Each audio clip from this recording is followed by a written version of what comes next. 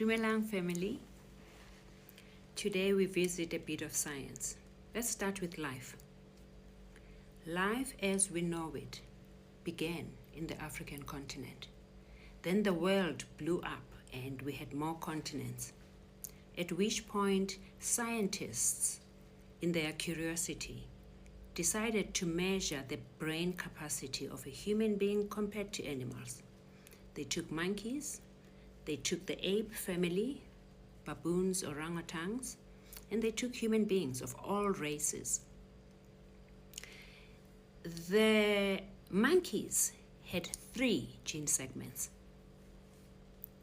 The ape family, they had 4 gene segments. And human beings ranged between 5 and 6 gene segments. But the highest human being had 6 gene segments. Then the scientists came to Africa and they measured people of African descent. We didn't have 6 gene segments. We didn't have 7 or 8 gene segments. We had 9 gene segments.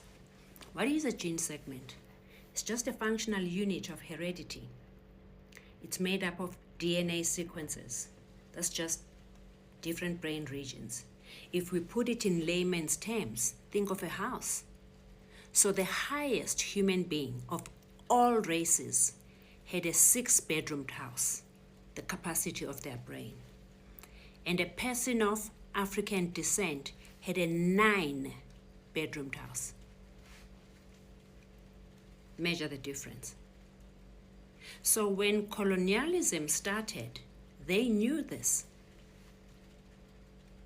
They came to our continent, they came to our country, they took our land, and then they decided to fill those 9 rooms with cement so that we can never think.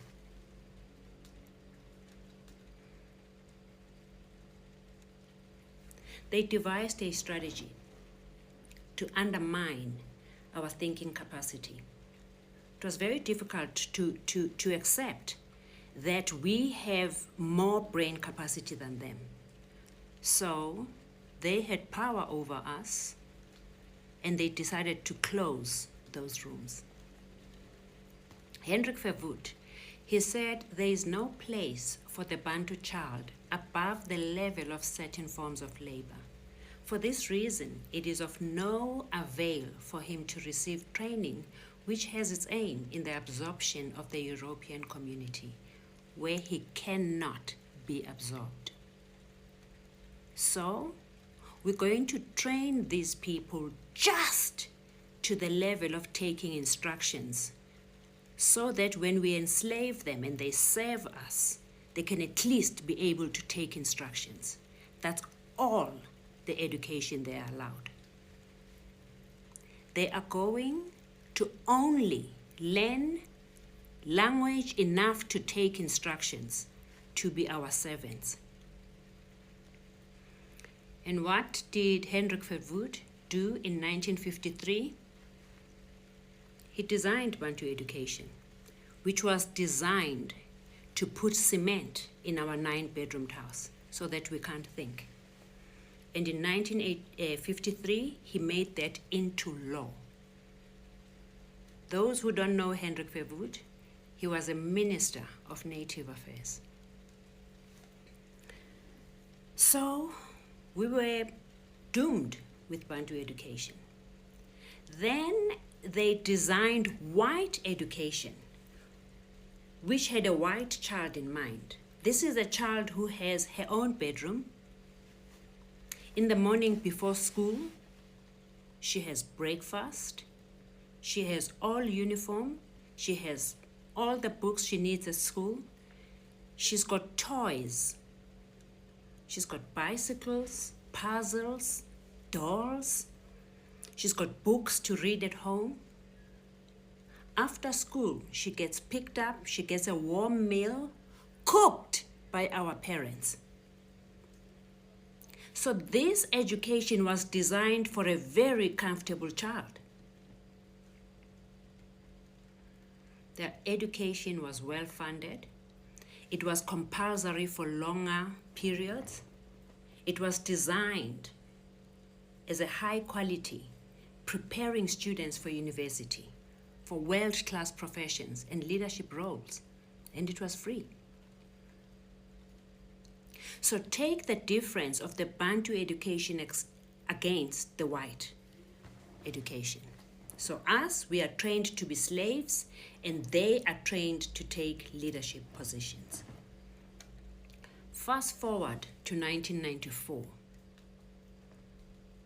No, let's rewind a little bit. In 1979, the term Bantu education was now being offensive even to international community. So in 1979, they changed this term Bantu education, and they enacted an act called Education and Training Act. But even though they took the term away, they continued the segregation. Then 1994 happened,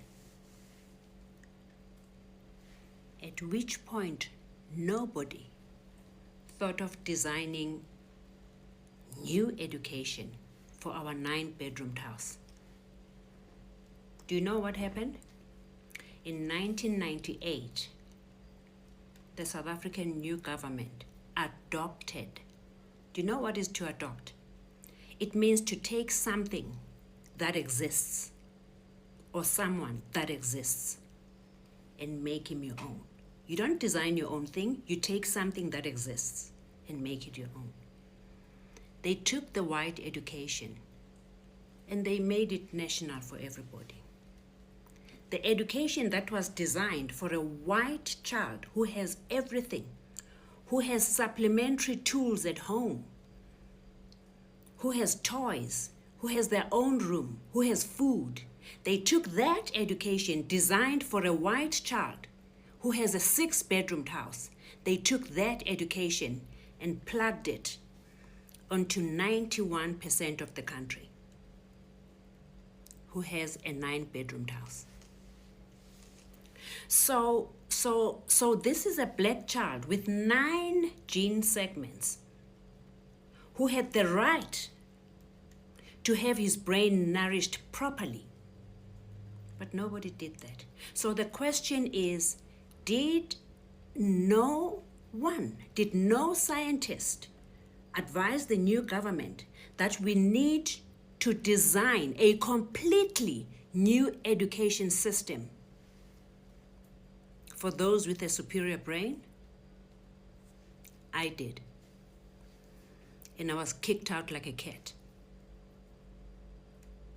So now that you understand the design of the education system and why the white education will never work for an African child who has 9 gene segments, now we have to talk about the new design for this big brain.